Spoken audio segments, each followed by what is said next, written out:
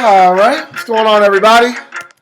That was today's intro music brought to you by Miss Santa Gold, Disparate Youth. But if you've heard that album, her new album she just came out with, Land of Make Believe, go get it. It's a good album. All right, let's get to business. UCLA.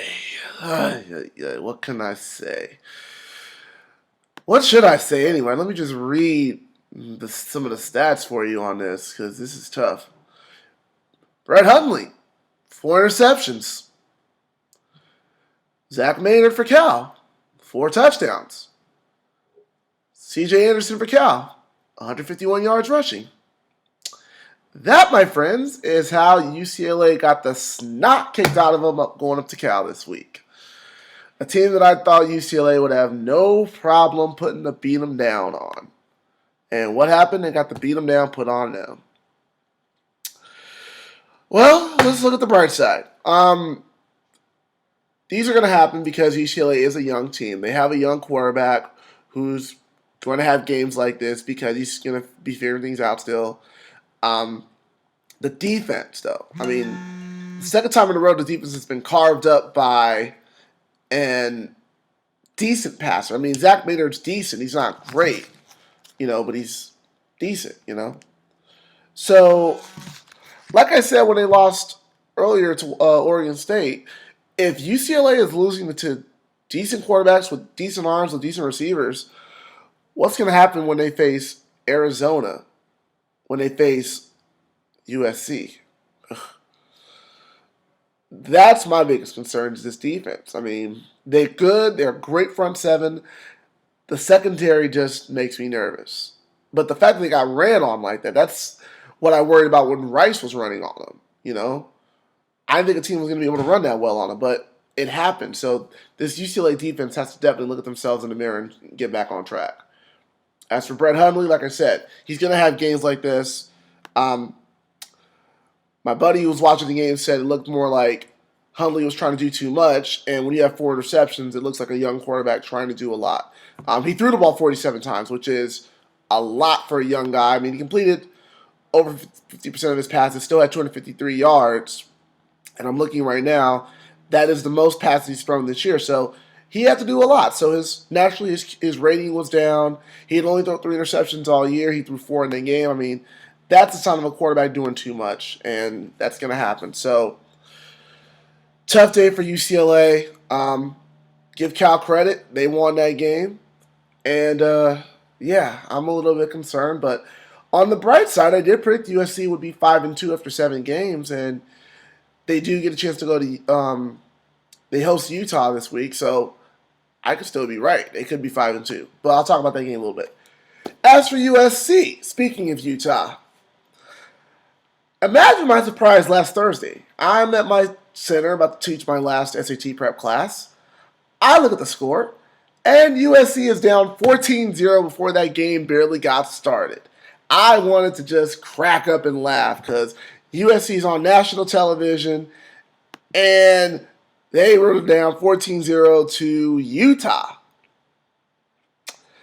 And then, of course, while I'm tutoring, unbeknownst to my awareness, USC realizes who they are, and it's 24-21 in the fourth quarter. Again, much to my surprise.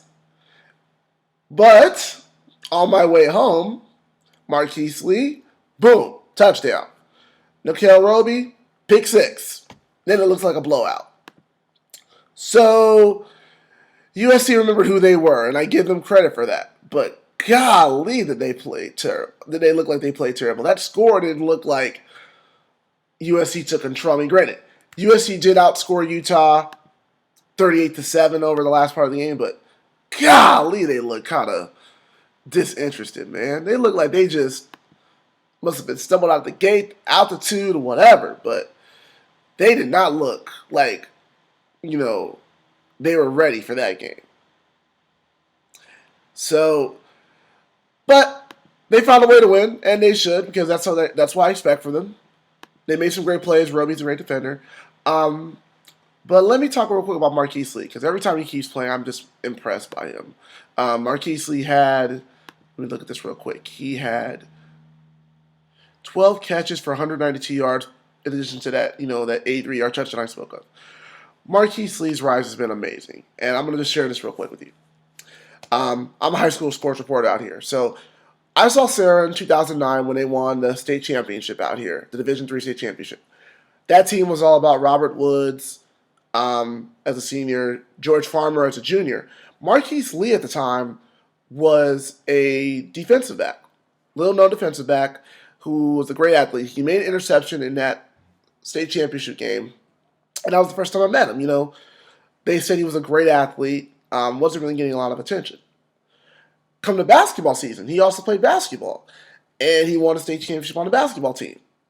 And I remember I said to him, I talked to him afterwards, and he was going to run track, and he was really excited about that. But again, he was just a great athlete at Sarah. Sarah had a lot of guys who were great athletes, but you can argue that George Farmer was the bigger multi-sport athlete. So sure enough, his senior year comes around. He steps in. He's going to play more offense. He's wearing Robert Woods' old number. And all of a sudden, dude just has a great year. And now we're not talking about him as a defensive back, but now he's a wide receiver. I think his first game, he had maybe a couple touchdowns, and everyone was like, wait a minute, this guy can play offense.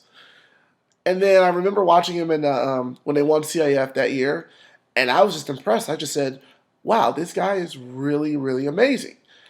I still saw him behind George Farmer, though, because I personally witnessed George Farmer do something amazing. He had a receiving touchdown, interception for a touchdown, punt return for a touchdown in the game, which is still one of the greatest accomplishments I've ever seen a guy do, and he did it all within like 7 minutes.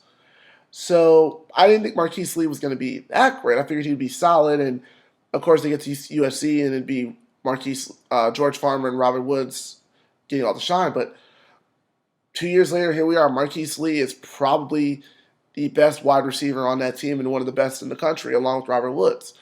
And it's amazing because 3 years ago, I saw him as a defensive back, like a lot of people did. But Lane Kiffin smartly saw his senior year and said, hey, we'll offer you to play wide receiver. And sure enough, he may be right.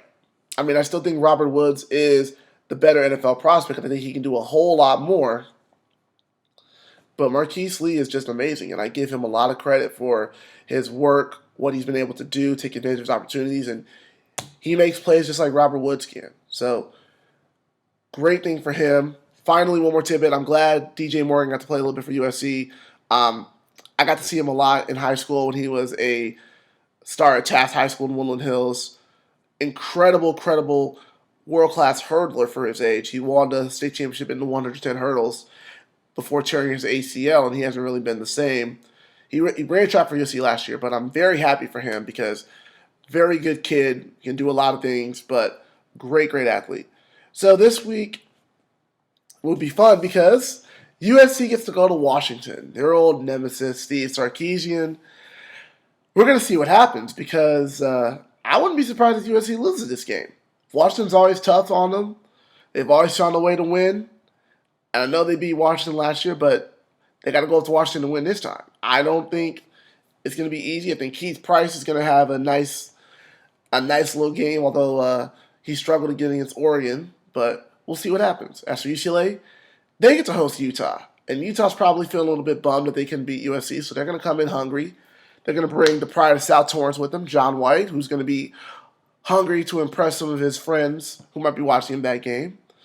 And it should be fun. I think UCLA should win, but hey, who knows? Utah doesn't have a quarterback. They have a strong running game, so UCLA should win that game, although Utah's defense is pretty strong. So we'll see what happens. So on that note, thanks for watching. Check out the football wrap on my blog. I posted a link down at the bottom. Enjoy some more Santa Gold. Peace.